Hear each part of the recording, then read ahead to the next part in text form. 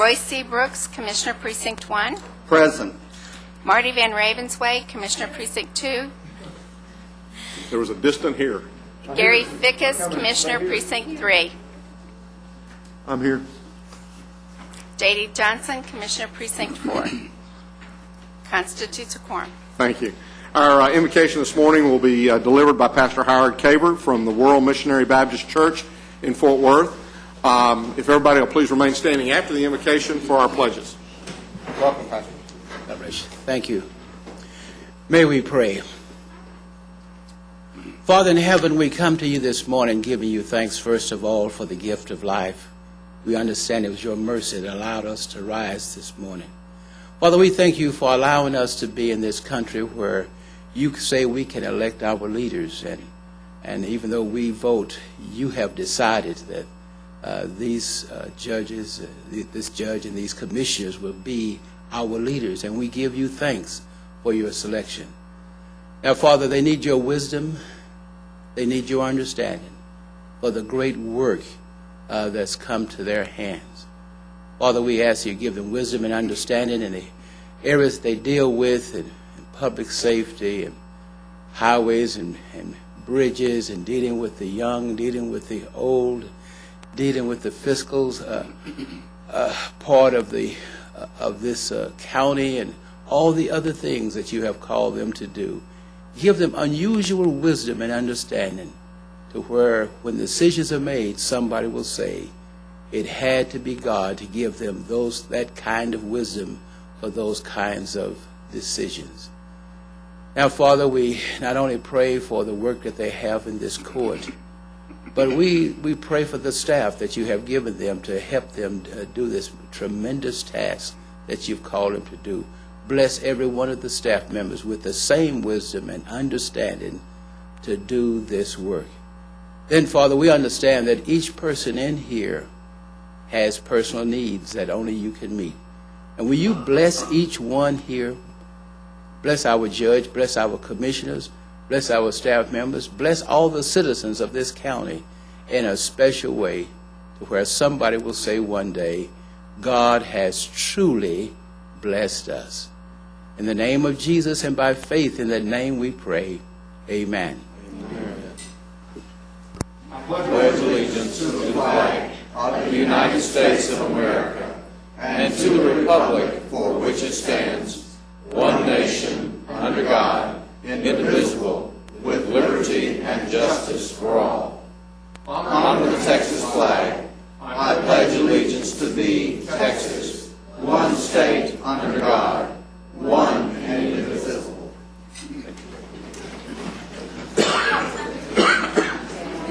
Pastor, thank you again for that invocation. Mr. Manius, agenda announcements. Thank you, Your Honor. Members of the court, we have 3 announcements for the court this morning. The first one is under the Administrator section, item 8A2. This concerns a grant application to the Department of Justice. We're going to ask that we pull this from the agenda at this time. Also, under Human Resources, item 8F1, this is the personnel agenda. There is a revised agenda that is in your electronic court book this morning. The only change on that was a revision as to the funding source and the departmental code. It's a minor revision. And then finally, members of the court, under purchasing, item 8H2,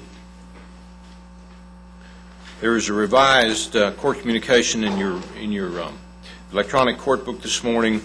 This concerns bid number 2008-121. Thank you, Your Honor. Thank you.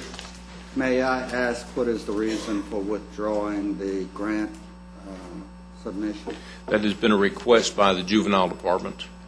They're not ready? Mr. Turner's here. What's that? Please come on up and answer. Good morning, Commissioner. Good morning. We just, after looking at the details of what that project was going to require, we've got 3 or 4 major projects in front of us over this next year, and just felt like this was just not the right time to stretch our resources and issues that we have, and so we just decided for this year to postpone at least a year before we went after that. It's just basically a workload issue. Okay. Thank you. Thank you, Randy. Court members, you have before you the minutes of our regular meeting of June the 10th. Make a motion to approve the minutes. Second. We have a motion and a second to approve the minutes. Any discussion? Please vote. Motion passes unanimously. You have before you the consent agenda. Move for approval. Second. We have a motion and a second to approve the consent agenda. Any discussion? Please vote. Motion passes unanimously. Mr. Manius. Excuse me, Your Honor. Whoop, Skip. I skipped right over. I Proclamation. checked them and went right over them. Commissioner Brooks, you have a memorial resolution. I do have a memorial resolution honoring the life of Mrs. Hazel Harvey Peace, who passed away at the age of 100 years last week. Mrs. Peace was the Dean of Black Educators in Tarrant County and served generations of African American kids, including me and my siblings, and my parents and their siblings. This resolution has already been presented, and I move its ratification. I second that. We have a motion and a second regarding this resolution. Any discussion? Please vote. Motion passes unanimously. And Commissioner Brooks, I believe you have a group you'd like to recognize at this time. Absolutely, and the resolution honoring Mrs. Peace is a great segue to the introduction of these kids that are here with us today. For Mrs. Peace loved kids, and she would love this particular group of kids. You may remember that last year we hosted for the first time the 5th year class from Camp Coca-Cola, Texas. Well, the program has since been localized, and the name has changed to the C5 Youth Foundation. Same camp, same program, same philosophy, same kids. The only difference is local control. For the 2nd year, we are hosting in this community the 5th year class. This is a 5-year program of progressive youth leadership development activities, and it is amazing to watch these kids enter as rising 7th graders and watch their progress and their development over the 5-year period of time till they come to this community, to do their culminating project. Last year we hosted the 5th year group, and they did an outstanding job in studying the issue of infant mortality in Southeast Fort Worth. This year, their project revolves around ex-offender reentry. The goal of these projects is to give them investigative and analysis skills on some compelling community issue so that they can sink their teeth into that issue, investigate it thoroughly, come up with recommendations, but at the same time develop their individual skills so that they can take those skills back home and become involved in creating community solutions back in their home communities. We're pleased to host them for the 2nd year, and I want them to stand, because these are outstanding young people from all over the state of Texas. We're hosting them at Texas.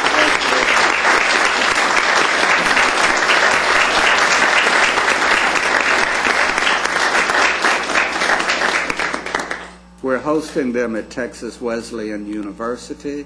Their stay is being underwritten by several community-spirited organizations, including Chesapeake Energy, Wachovia Bank, and First Southwest Corporation.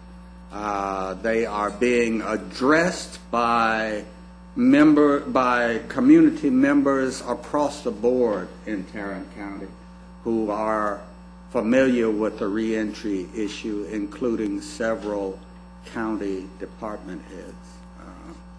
We're glad to have them with us, and we wish them a productive week. And any of you who are interested in hearing their final report, it will be given this Friday at noon, 11:30. This Friday at 11:30 in the Cornfeld Conference Center at the Tarrant County Plaza building. And it's open to anyone who's interested. You will be amazed at the poise and the passion and the intellect and the leadership skills of these young people. Welcome, and thank you all again for coming out. We hope you all have a good week.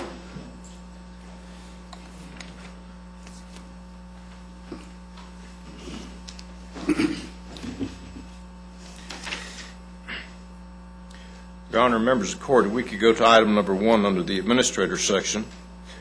We're requesting that the Commissioners Court approve the Tarrant Parker Denton Johnson County Medical Examiner District Agreement for fiscal year 2007-2008. Let me explain this just a second. Our current Medical Examiners District is comprised of Tarrant, Parker, and Denton County. And Johnson County has approached us to become a member of that particular county. Commissioner Johnson has been the court member that has led this particular effort. We have met with representatives from Johnson County and believe that it would be a good fit for Johnson County to come into our medical examiner's district. The reason that they're coming in now is because their current medical examiner is retiring at the end of June. They simply want to become part of our program. Because there's an entry of a new county into the ME's district, there needs to be a concurrence by all the participating counties. Both Denton and Parker County have indicated that their willingness to accept Johnson County in, and we are requesting that the court approve this agreement. Actually, this is a 3-month agreement that starts July 1st and ends at the end of our fiscal year. It will then be renewed for a new fiscal year.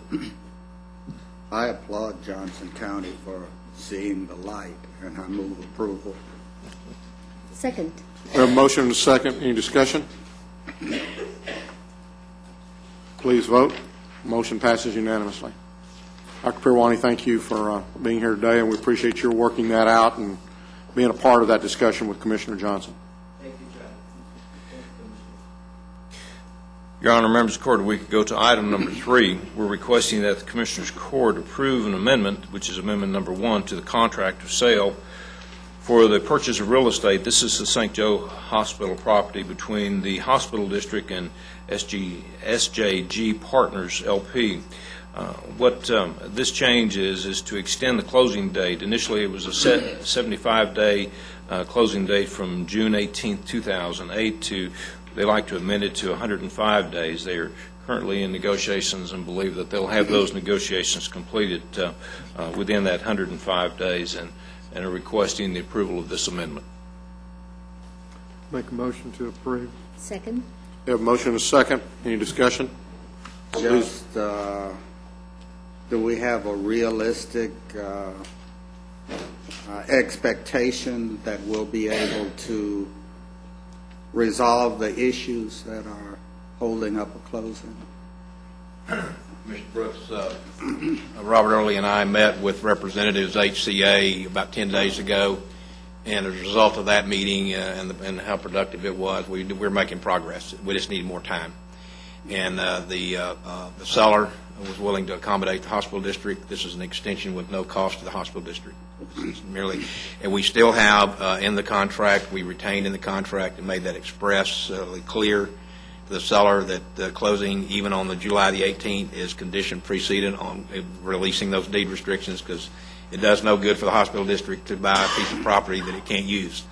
and we're not going to spend $5.1 million and do that. So we still have that out there. HCA is aware that have apprised them of our negotiations with the seller that we have till the 18th.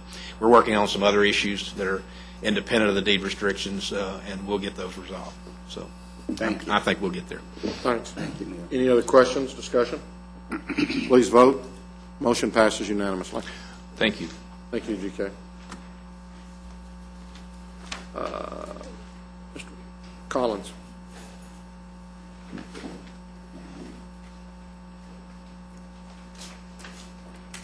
Judge and Commissioners, we ask that you accept a check for $603.91 in partial recovery for one of our subrogation interests. Move for approval. Second. We have a motion and a second. Any discussion? Please vote. Motion passes unanimously. Thank you, Your Honor. Thank you. Ms. Glenn?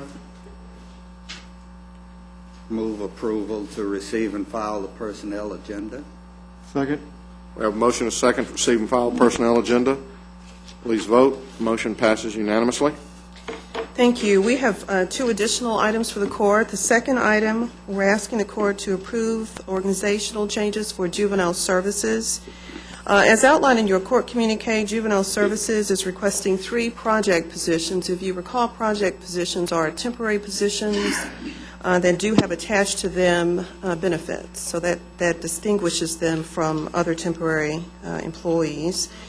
These individuals will serve as backfill for Juvenile Services regular employees who are going to have the assignment of implementing a new assessment tool that Juvenile Services will be using to try to identify the best services for juveniles and their families. We're estimating an annual impact of $160,000 with state funding supporting these positions through the balance of this year, and with general fund monies supporting these positions for the balance of the time that they'll be needed.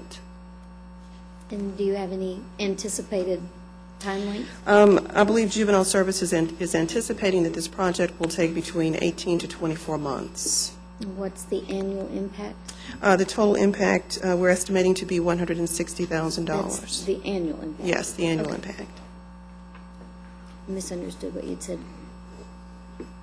I move approval. Second. We have a motion and a second. Any other questions or discussion? Please vote. Motion passes unanimously. Our third and final item, we're asking the court to approve the Job Evaluation Committee's recommendation as outlined in your court communique. There is no impact to the general fund. Move approval. Second. We have a motion and a second. Any questions or discussion? Please vote.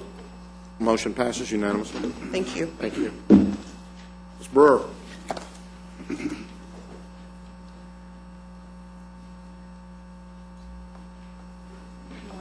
Good morning.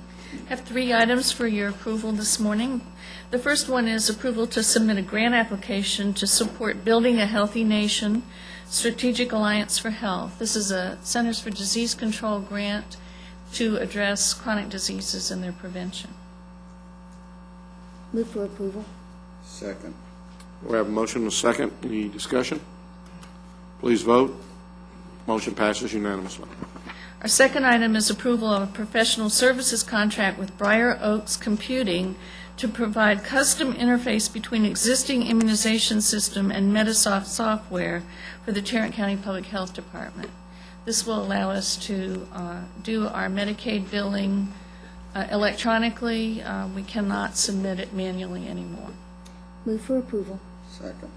We have a motion and a second. Any discussion? Yeah, how long will it take to ramp that up? I'm not certain at this point. July 15th? July 15th. Thanks. Any other discussion? Please vote. Motion passes unanimously.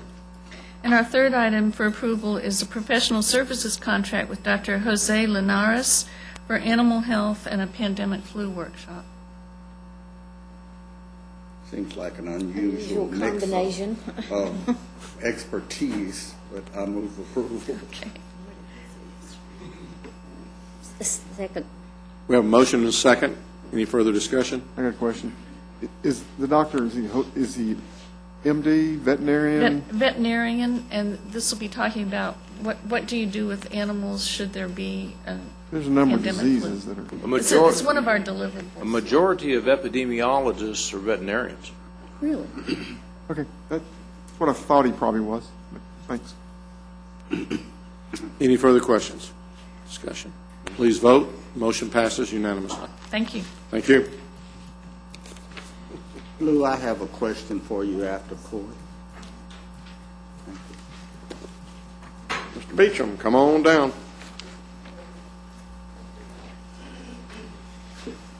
Your Honor, other members of the court, we have 4 items for your consideration this morning. Our first item is a bid award recommendation in regards to bid number 2008-114. This is our annual contract for tire repairs and service. Recommendation will be to award on a per unit price basis to the primary, secondary, and alternate vendors meeting all specifications as shown in your court communique. Move approval. Second. We have a motion and a second. Any discussion? Please vote. Motion passes unanimously. Our second item is also a bid award recommendation for bid number 2008-121. This is a bid for installation of readers at various county buildings. Recommendation will be to award the low bidder, Simplex Grinnell, the amount of $41,876. If approved, we're seeking contract approval as well as acceptance of the payment bond. Move for approval. Second. We have a motion and a second. Any discussion? Please vote. Motion passes unanimously. Our item number 3 is also a bid award recommendation for bid number 2008-093. This is a bid to upgrade electrical distribution for the elevators at the Justice Center. Recommendation will be to award the second low bidder, Basecom Incorporated, the amount of $61,277. Also seeking contract approval as well as acceptance of that payment bond. The low bid that we received from Parker Electric should be rejected for failure to include their payment bond. Move approval. Second. What's the purpose of that? I mean, you speeding up elevators or just not? For this particular bid, yes, sir. Okay. So we're speeding up the elevators in the Justice Center? That will be a welcomed. No lie. For sure. Are you having Mr. Phillips come up here for a reason? Should I vote right before he gets here, or should I wait till after he comes up? Do you have any other comments on that? That's good. Okay.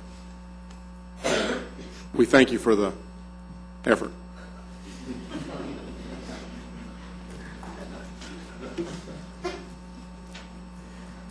Please vote. Motion passes unanimously. Item We got to number keep the 4. things going around here. You know, GK gets them up here, about halfway up here, and then, you know. No. Who might argue? This is kind of like Mrs. Glenn. You know, we like to get her a little bit. We like to just kind of tease her, just get her about halfway here, and then approve everything. Our Go right ahead. fourth item is an item in regards to RFP number 2007-122. We're seeking contract approval from Centennial Contractors Enterprises Incorporated in the amount of $7,169.06. Move for approval. Second. We have a motion and a second. Any discussion? Please vote. Motion passes unanimously. Thank you. Thank you. Jack, if you don't have anything to do around 1 o'clock today, LSU's playing in the World Series. Tonight? No, this afternoon at 1 o'clock. It may be their last game, so They're playing right. they're playing Rice. So if they're definitely, Rice has definitely got the advantage in IQ, but I don't know whether that. I would simply point out that I have a daughter who graduated from Rice. So Well, you know, That's why he said that. that's there's no question about that. I mean, we'll enter into a little friendly. no, I saw them whoop A&M. Gee whiz. No sense in getting personal. Well, hey, you know. I believe, Commissioner Brooks, you have an interlocal agreement. Yes. Move approval of item 8 or 9K1, 2A and B, whatever it is. Second. We have a motion Whatever and a it is. second to approve item 8, K1, A and B. And B and 2A. Well, no, that's not That's yours. not mine. That's not yours. Why? Commissioner Fickus probably wouldn't mind you doing that, but I mean, He's probably going to need a second. yeah. Okay, Did you get a second? he got a second, and we're voting on items K1, A and B. You've lost control, Judge. Go ahead. It passed, I know, when I went to LSU, that's where I lost it. That one passed unanimously. Now we'll see whether you can get yours. Okay, mine is interlocal agreement between Precinct 3 and the city of Trophy Club, the town of Trophy Club. They're not a city, they're a town. And this is for rehabilitating a number of streets that are in the Tarrant County portion of Trophy Club, which we're very proud to call. Is that the new? That's a new part of Tarrant County that Judge Whitley and the rest of you were involved in. And The clarified boundary. The avoid clarified the boundary. stings of their arrows when they go. We clarified that boundary. Yes, we clarified that boundary, and we're going to do some work, and we're going to provide funding to do work on their concrete streets. So I would move for approval. Might I be permitted to second Go right ahead. Commissioner's motion? So we have a motion and a second on item 8K, 2A and B. Any further discussion? Please vote. Motion passes unanimously. Council in this area, I know a couple of weeks ago we had a presentation by NTTA. We talked a little bit last week at RTC with regards to that deal. The whole deal on the toll tags, that's We have a meeting next Thursday, I believe it is, this week, with them on the toll tax. And we've been working with the tax office on that. That's the initiative Right. that the Commissioner's Court has wanted us to engage in, as far as seeing if there was the ability to issue toll tags out of the sub-courthouses. And so we're moving forward on that, and as I said, we're working with tax on that, and should bring a report back to the court on your initiative We shortly. appreciate, Betsy, you kind of looking into that area, and because I think it's something that we really ought to be doing from a county's perspective, and I know that's something as a court we're very excited about from that standpoint. So maybe we put on the agenda. You say you have a meeting this week? Yes, sir. Maybe we can get a Sure. We'll bring a Item report back 4 to on the that. court. Okay. Any appointments today, court members? Okay. Do we have before you the claims, including the addendum? Glenn, can we go back to appointments? No, it's already too late. Go right ahead. Would it be appropriate to get a list of all the different committees and all the different organizations and those people that are on those boards and the Yes. timing and all those kind of things? Absolutely. We have that in a I paper know document. I've seen one before, but it's a year ago. Yes, we'll have an Something updated one updated. given to you. Yes, sir. Okay, thank you. Did we do the claims? We didn't, did we? Move approval of the claims, including the addendum. Second? We have a motion and a second to approve the claims, including the addendum. Any discussion? Please vote. Motion passes unanimously. Briefing items, Mr. Manius. Thank you, Your Honor. Members of the court, we have one item we'd like to bring to the court this morning. This is a presentation concerning Tarrant County's efforts as it relates to e-government initiatives. Mr. Smith is here to address the court at this time. Thank you, Your Honor. I'm particularly pleased to get this opportunity to speak to you about this. Something that I feel very strongly about. It's been very successful for the county, and we have done some amazing and wonderful things. Just as an antidote before I get started, yesterday at noontime, the World Wide Web started slowing down, and we started panicking all over major metropolitan areas. After a little bit of searching and looking, we discovered that the U.S. Open was being played yesterday, and it was being broadcast on the Internet.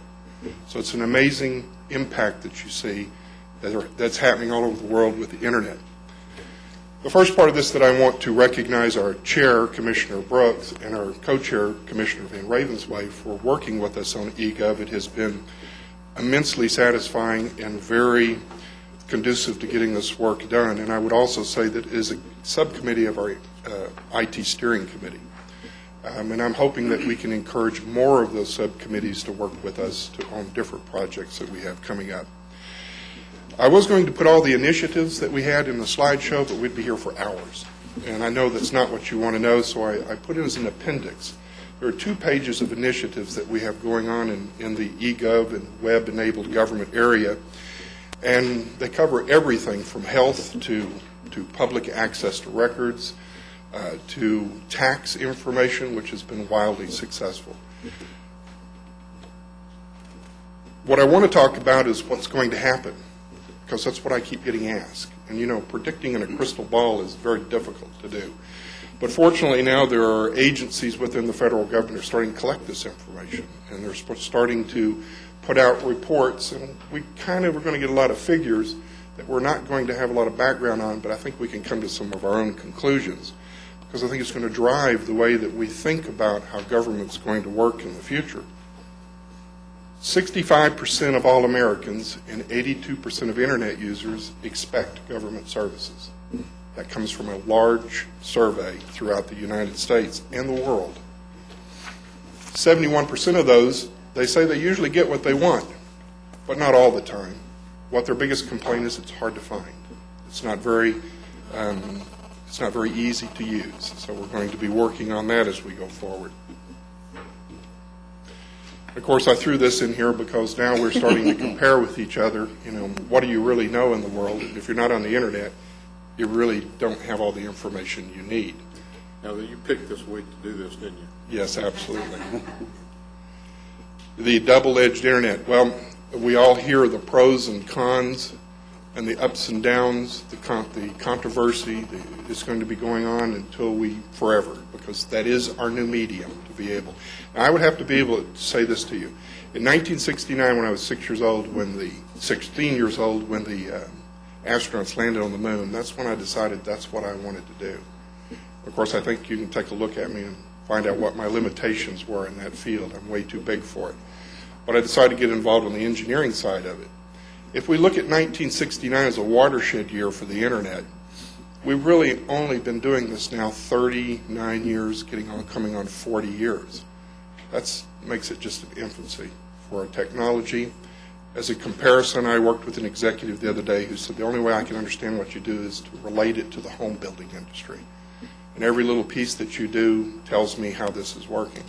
And in my mind, I thought, well, we've been building homes for well over 2,000 years. So in 2,000 years, maybe we'll be able to do software the way that it needs to be done. The good press for the Internet.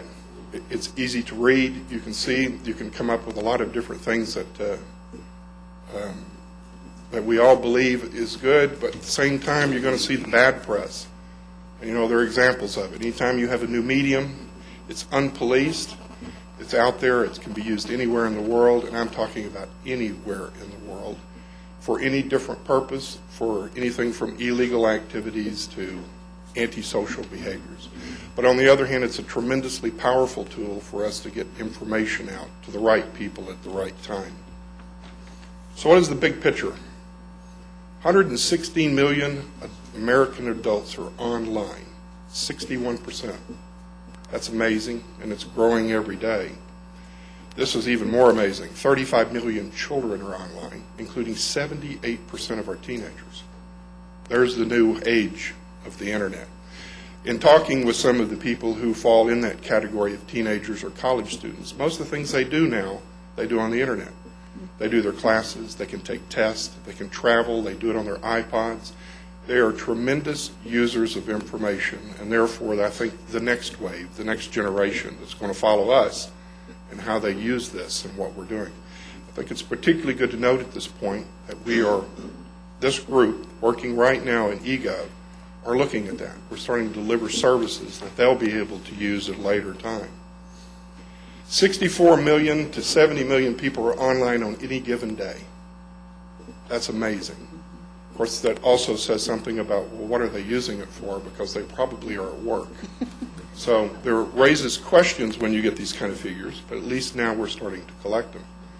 One thing we know for sure is there's a great churn in the Internet population. There is no stable basis to work from. They come from all places. Everything they do, it's hard to put a figure on who is what, where, and at what time, but we're getting a little better at it. So what do they do when they're online? I think you could probably all guess what the number one email was the precursor to what the Internet is and kind of led us into it.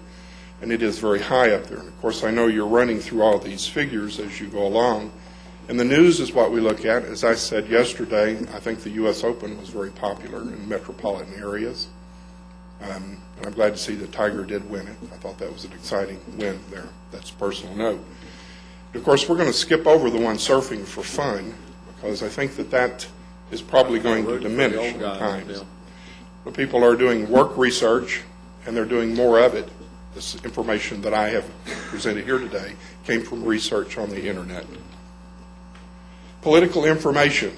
We're in a year of an election for a new president, and it's an amazing thing to see the shift that's going on the internet, where people are starting to have conversations about what's going on, who they're going to vote for. It's going to be an interesting result to see how that turns out, because it's kind of the first presidential election where that may make a difference in how people think about how they vote.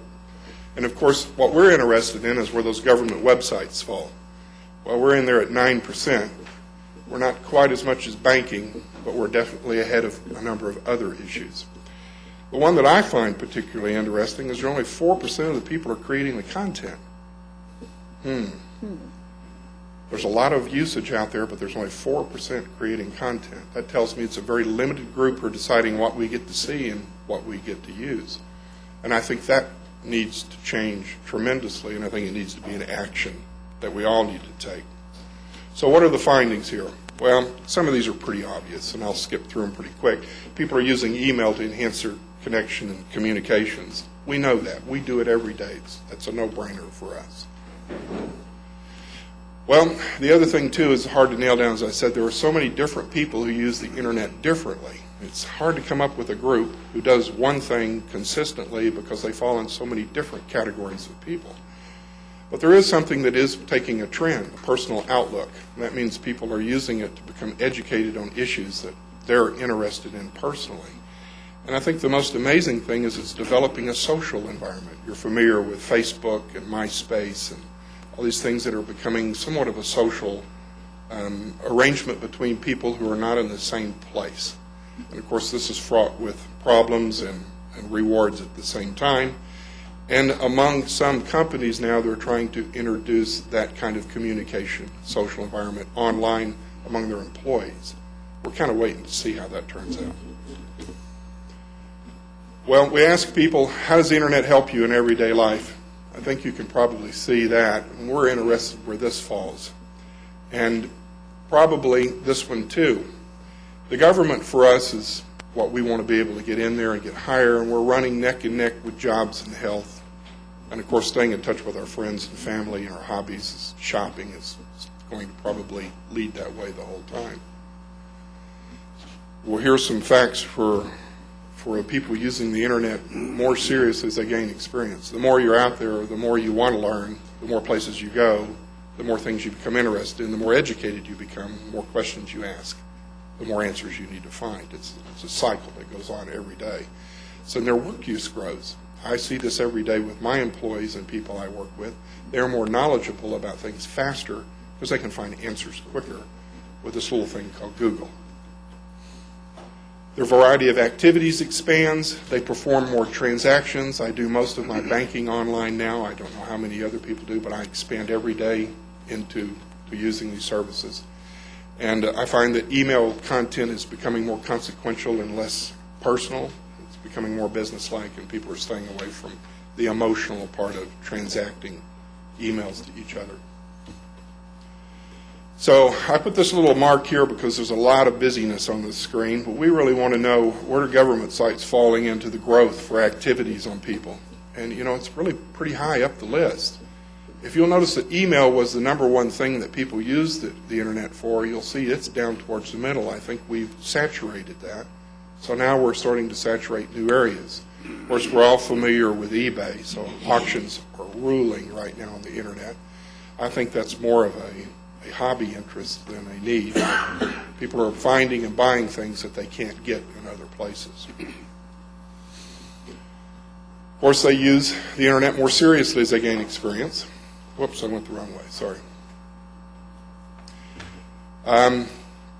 This little cartoon here is very obvious what the findings are going to be, and it's the quality of your internet access really matters. And the cartoon to me means a little bit because, you know, kids now are pushing us to get faster, more stuff. Got to have more, got to have better, when we're kind of happy with the service that we're getting. This is something that I wanted to put up because it's recently affected me. there's a new healthcare environment that's kind of popping up. You know, people are finding out more information on the internet about things that affect them health-wise. When a doctor tells you may need a specific procedure, you can find out pretty much anything you ever wanted to know about that procedure online. What the success of it is, who does it well, what the purpose of it is. And this is a good example of how people are educating themselves on how to deal with their doctors and other people. I did not put up here the legal part of it. You know, you can find out pretty much everything you want to know about legal aspects, doing your own will, filing for your own divorce, and doing many things that only require you to fill out paperwork. So we ask, how much does the internet improve your interactions with the government? Well, I think you'll see that local government down there has a little bit of ways to go in there, but I also think that that may be skewed because this is taken on a national average and not locally. I'd be interested more in finding out how people use government, local government sites here in Terry County, and that is on my goal to do. But the one thing that is certain, and we're seeing it, is that citizens are creating a new civic environment within the internet. They expect services. They expect to see the information they want. They want to know what the issues are, and they want to be able to be educated before they get to a place to decide. But there is a bigger picture on the e-citizenship and the internet, and I think that this type of information needs to be talked about. There are 68 million users of government websites. That's pretty high. Now, we're not certain how successful they are using them. The demographics of that are that they're male, middle-aged, relatively well-educated, and financially upscale. That's the majority of people who use websites for the government. And I think that that demographic probably needs to change as well. The other demographic that's very high on the list is that government workers and government trusters use eGov services a lot. It's a good thing to say. eGov is not just for citizens of Tarrant County. eGov is for each one of us working within the county. I know we use our employee self-service. That is a form of e-government that we use for ourselves. We can manage our own needs on the internet and can do it pretty much anywhere from home or wherever we're at. When you say trusters, what do you mean?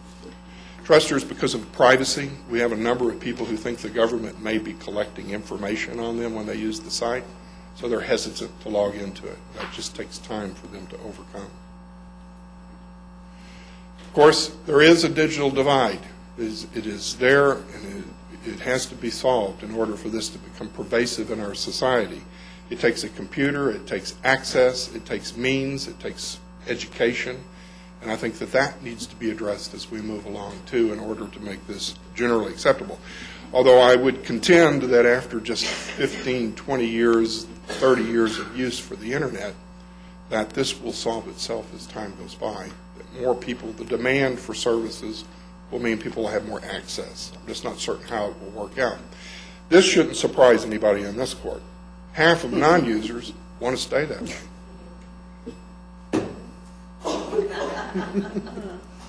That will change as time goes by, too. No. When we see that 78% of our young people are using services and they are teenagers, when they become adults, they will expect it. So I think times will change. So you're saying attrition will take care Yes. of it? That was the right word. That was the word I was looking for. I was The one I had in hesitant mind, to I use wasn't ready to repeat. Stubbornness. Of course, this is another busy slide, but I wanted to put it up because people always ask me, well, what do people do at government websites? Well, the one that we're interested in particularly here is what services that we offer as a government agency.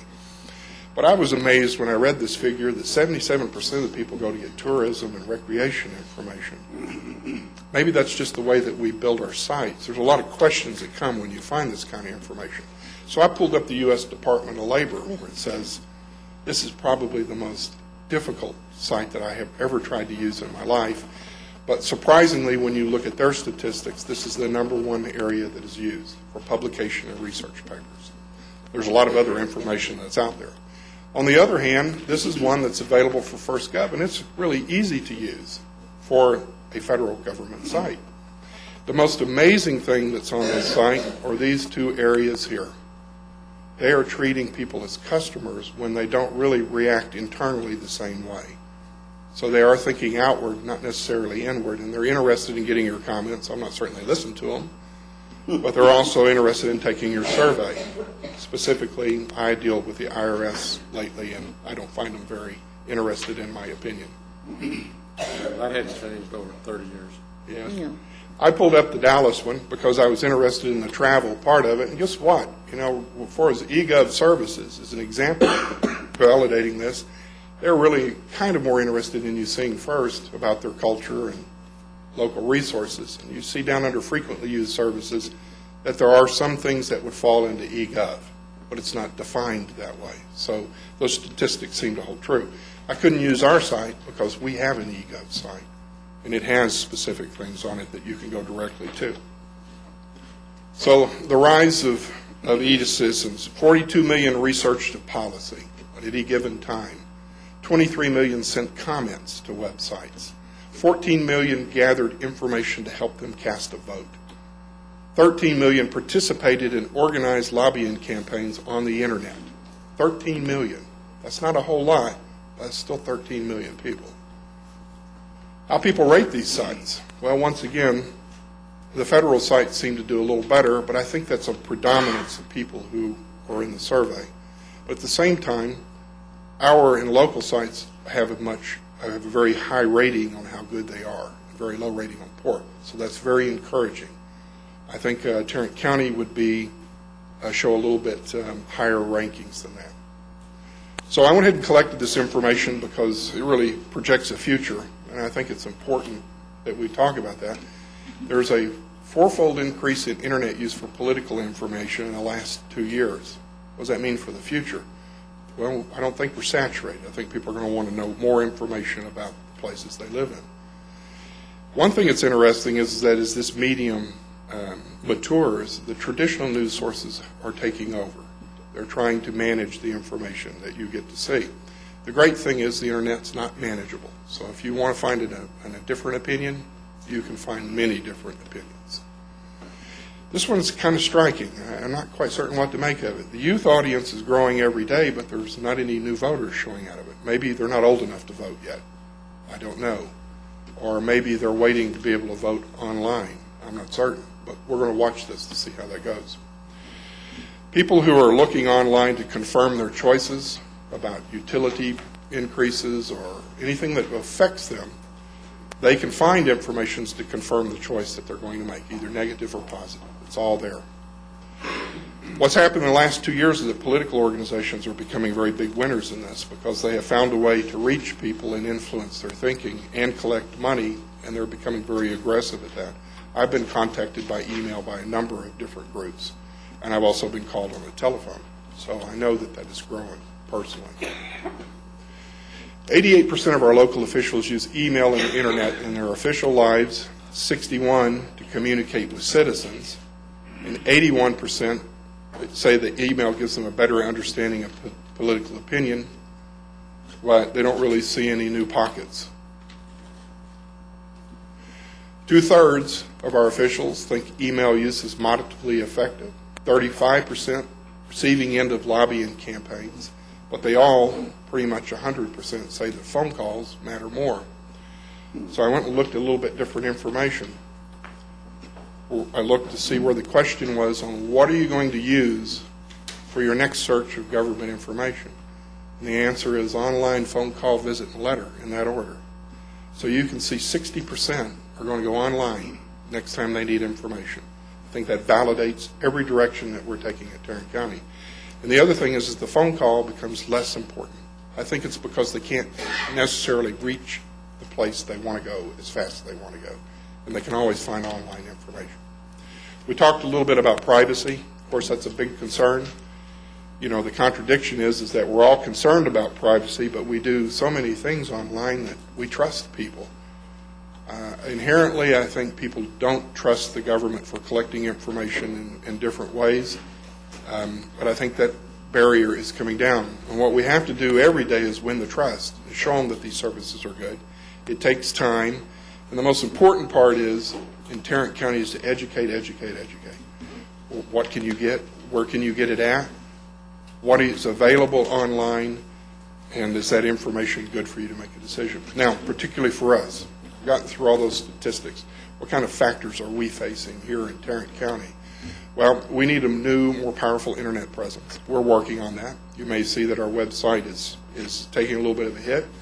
We're getting it upgraded and bringing it online. The challenge there is that we have over 3,000 pages on the internet at Tarrant County, and we will need every single person's help here to change that over and update it. It is truly a community activity. But what's going to drive this? Well, we all know what it costs to travel these days. If you can get people to use the internet, they're not in their car, I think they're going to be motivated to want that service. And at the same time, in this area, we want to clean the air up. So let's keep the cars off the road and get people online. We need to be able to reach more people with the right information. And that's something that we, as a part of the eGov group, work through in every meeting is which of these is the best impact for our county. And we have been very successful doing that. The hardest thing to overcome is something that's not a surprise to anybody. There's a traditional way that government's done, and then there's an eGov way. And changing from traditional to eGov takes a mindset. And sometimes attrition is also the way that happens as well. For Tarrant County, we're recognized as a leader, and I don't think that's a surprise to anybody. We're recognized across the state. We are a progressive and aggressive producer of eGov services. And attachment B of the presentation will list 7 awards that we won last year. 7. That's amazing. In one year, we did all of that as a group, as a committee of people trying to deliver better services.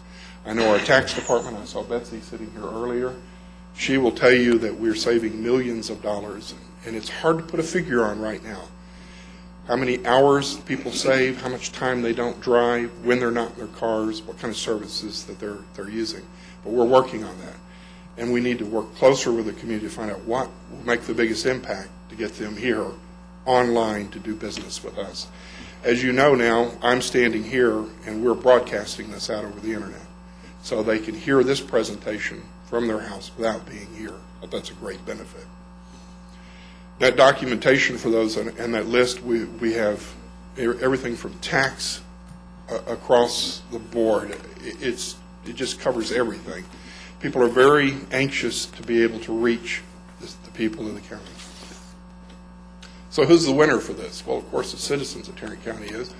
But for us, we have great support from all of these different divisions, and this is just a few of them. I mean, it just goes on and on. At our eGov meetings, they can be somewhat spirited at times, but in the end, we come up with a list of things that we want to accomplish. And the great thing for me is, as an IT organization, knowing the will of the county in creating is fabulous. That's why we've been successful, and that's why we've won awards, for that exact reason. So with that, I'm going to end this presentation and take questions. I'm sure some of these may have raised a few questions for you. Questions? You know, I guess a comment that I would make, and I do think we're recognized all over the state, really all over the country, for our progressive approach that we take to this. And I truly think that this is the way to go into the future, that we should be, you know, to a great extent, instead of investing dollars in bricks and mortar, we should be investing those dollars in our internet services that we offer to our citizens, to where they do not have to get out and come to a location to get the services that they need from, you know, from the county. And I hope I know that that's been the focus. I hope it will continue to be. At the same time, I know everybody says, well, you know, when you put in technology, it doesn't save people. But I truly believe that if we can focus on getting folks to do this over the internet and can make that convenient with the cost of fuel, with just the travelability, that you know, that people are going to move to that. And I think everything we can do to make it easier for them and to make them aware. I wonder how much of the folks who say they don't do as much locally really understand what local is. And, you know, I think that that's one of the things that I hope we do, is really try to use our system to raise the awareness of exactly what county government's about. Because I believe that a lot of times, if they're looking for that vehicle registration, or they're doing this, that, or the other, they believe that that's a state versus a local type of a deal. And I think we just need to continually focus on making it accessible and, allowing folks to be able to deal from their homes without having to get in their car and to come down and to really have to, to basically have that interaction, that they can do that via the internet. So I'm very excited about where we've gone and where we're going in the future. I want to congratulate the IT department and Steve Smith for taking us from practically a zero base to a broad range of services in a very quick period of time. But at the same time, I recognize that though the services that we offer are many and varied, they only scratch the surface of where we want to be and where we ought to be in terms of helping our citizens interact with their government in ways that are convenient for them. And I want to encourage us to continue to move forward because there are all kinds of benefits, not just environmental and economic, but the civic benefits are tremendous. And I would quarrel just a bit with that statistic that you put up, that there are more youth involved in using the internet, but it hadn't translated into new voters. I think that's wrong. I do too. We're fixing to find out. I think all you have to do is look at the primary elections to see that that's just not the case. Yeah. Of course, that statistic is a year old. Yeah. Right, Yeah. right. Right. I think That would be an really amazing change in a what new you statistic. I hope my peers remember their support of this when we come to the budget time, because we simply can't move forward without continuing to financially support it. Just as we build bricks and mortar, we have to build this base to continue with our IT progress. And I think we owe it to the citizens to do that. And I'd like to also say, speaking of bricks and mortar, we opened our new sub-courthouse yesterday. And as far as I know, it went without any major hitches, and we are duly open for business. There was an article that said the building cost over $15 million, which it did, but it also said we built it at 15,700 square feet. Not. We built it at almost 50,000 square feet. And we left a building that was 17,800 square feet, so we certainly didn't go to a 15,000 square foot from a 17,000 one. It's open, big, and beautiful. Come see it. Anything else? No, sir, I would just say that the congratulations goes to all the people on the committee. Without them working together, it would not have been as fun a ride down the road as it has been. I'm hoping it's going to continue. We have 2 internet people working in IT for 3,000 pages of support. Wow. And you say, how does that happen? Because we expect every department to support their page. Great. So it's truly a team effort. Thank you. Thank you. Thank you very much. Mr. Manius, anything else? Not at this time, Your Honor. Being nothing else in the Commissioners' Court, will now recess the open session and proceed to closed session to discuss items exempted under Sections 551.071, 072, 074, 076, and 087 of the Texas Government Code. Just kind of got those 07s running there.